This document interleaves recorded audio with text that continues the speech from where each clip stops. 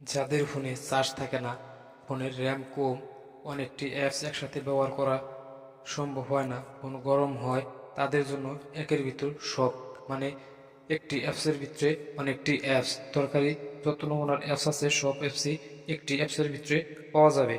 তো বন্ধুরা, অ্যাপসটি ডাউনলোড করার জন্য সর্বপ্রথম চলে যাব গুগল প্লে স্টোরে। সার্চ বারে চলে যাব, এই লেখাটা লিখে আমরা সার্চ করে দিব।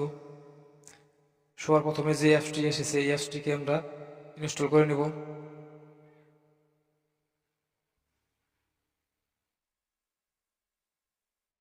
অ্যাপসটিকে ইনস্টল করার পর এখান থেকে ওপেনে ক্লিক করব।